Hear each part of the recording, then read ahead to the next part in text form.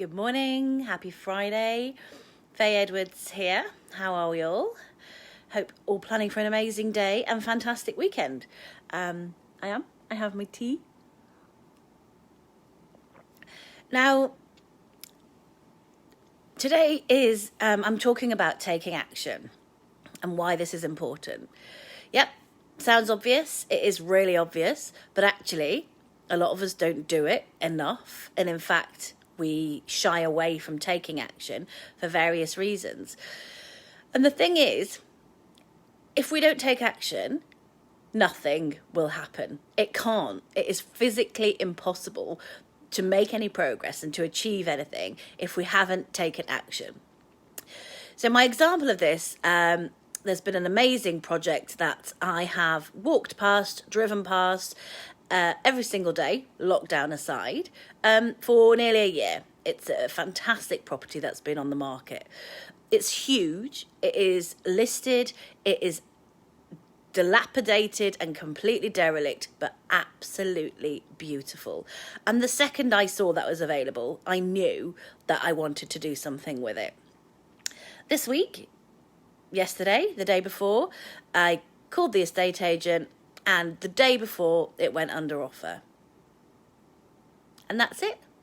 My opportunity has gone.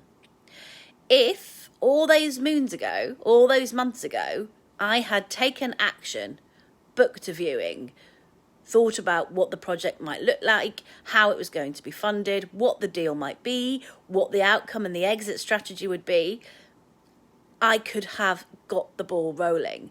But because I did nothing happened. And we can't sit and expect things to happen without us taking the action. It's the same with everything. We don't have food in the house unless we go food shopping. And those actions we are spurred on to take because as humans we need food to stay alive. But the other actions in life, so actions that are about ourselves, do we want to start going to yoga? Do we want to have a half an hour walk every day? We have to take the action. We have to take that first step before anything will happen. Because it just can't unless we take the action. It won't happen on its own. It doesn't happen by luck or chance or by a magic wand or osmosis. It cannot happen unless we make it happen. I would also say thank you so much to everybody from this group who's contacted me this week. I've had tons of messages from people who've never contacted me before. I guess by being more present and doing the lives, it makes people feel like they can reach out. And please do. You really, really can. That is the whole point. And I've been contacted by some really interesting people this week. The one thing I found, though, is that people are getting in their own way. So they've said, oh, I need some advice. I'd like to do this. Can you let me know how you would go about this? And I've said, okay, how about this? How about this? But I haven't got enough time, but I'm not sure how much that would cost. But I don't know if I could fit that around my other commitments. Stop saying but. It is literally a barrier between where you are now and where you can be, where you want to be. By saying but, you have put the block in place and you have stopped the action from being able to happen. It's called getting in your own way. And we do it for loads of reasons. We do it from fear. We do it from the feeling of being an imposter, so I'm not good enough. We do it because we're not sure that we're capable. But you know what? If we don't do it, we are never ever going to find out. When we're not, it's not possible because that thing hasn't even started. Once it's started, then we know we have to make the steps and take the action to make it work. But without starting it in the first place, we will never ever find out. And that thing we want in the future, in the distance, just gets further and further away.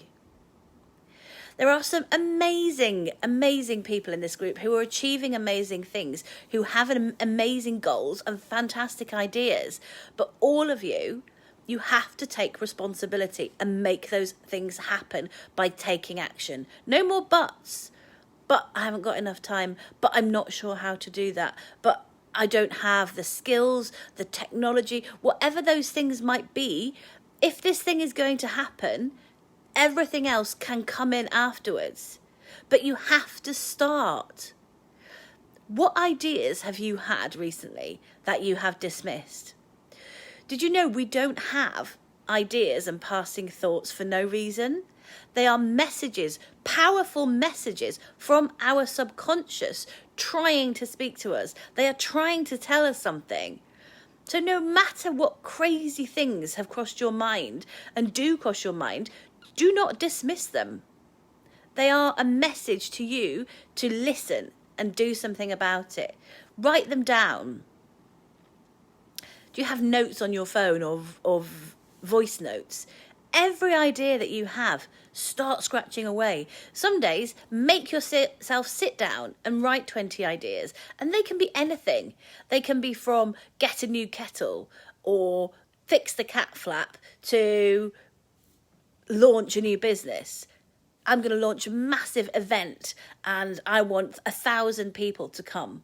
What are those ideas? Because if they don't make it down on paper or if you don't record them somehow, they drift away and they're gone. And they were blooming good ideas and they came to you with a message. And by not acknowledging them, you've lost that message. It's an amazing book by Elizabeth Gilbert, Big Magic. And she had this incredible book idea. And for various reasons, she didn't act on it at the time, but she always had the intention of going back to it until she met somebody and they told her about the book they'd just written and that was being published. And it was all her idea. Elizabeth Gilbert didn't mind because she was happy that the book had been written and acknowledged it was this other person's time. But in some ways, she was like, I could have written that book and got it published and been out there. So these messages that come to you are messages. They're saying, come on, this is your opportunity. Take action. You can make this happen. And even if it feels like there are things of your wildest dreams, what's the harm in trying? You've got absolutely nothing to lose. But by not doing anything at all, you lose everything because nothing can happen unless you start it. What ideas have you had that you thought were insane or you felt a bit silly by having the idea and thinking that you might be able to do it? Honour them, acknowledge them, give them life, write them down and start to do some research. It's really easy to research, whether you're sitting in front of the television, whether you're waiting to pick somebody up, whether you're doing something, cooking, listen to things, listen to some audiobooks, start to research in all those gaps and bits of time that you have. Because you know what? Those bits of time that we spend doing not a lot, when you add them all together, they add up to a significant amount of time. So if you make the most of them, what you can achieve in those bits is really significant. It's like I was talking about the other day with using basketball or running or something, as obviously they're really great and they're really healthy and we need to exercise, but how many times are you using them as an escape? What are you escaping from? Sometimes we're escaping from our own brains and our own minds. And if we just listened to what they were trying to tell us, then we could achieve amazing things. But we can't achieve anything unless we actually action them. So I have a book called Ideas. And it's a page a day. Sometimes there's 2 on there. Sometimes there's 22. But they are all noted, and that book is only for ideas. And every now and again I'll flick through and I'm really inspired and I see something that I'd forgotten I even thought about and think, actually, yeah, today's the day. Let's do something about this. I know who I can speak to. I know what I need to read or listen to research this idea and start the ball rolling. That's how I started volunteering, because I had an idea and I listened to it and I thought, that's something I really, really want to do. I'm going to get the qualifications I need. I'm going to do the things that I need to do to action this. And now I love the volunteering part of my life. It's really, really beneficial and really fruitful. It also gives me 2.5 hours a week to think.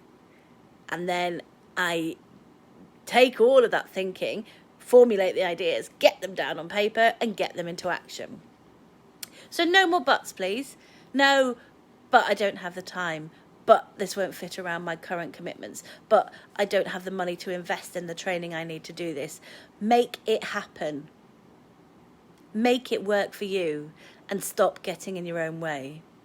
You'll be so, so thankful that you did, that you got out of your way and gave yourself the opportunity. Happy Friday. Have a good one.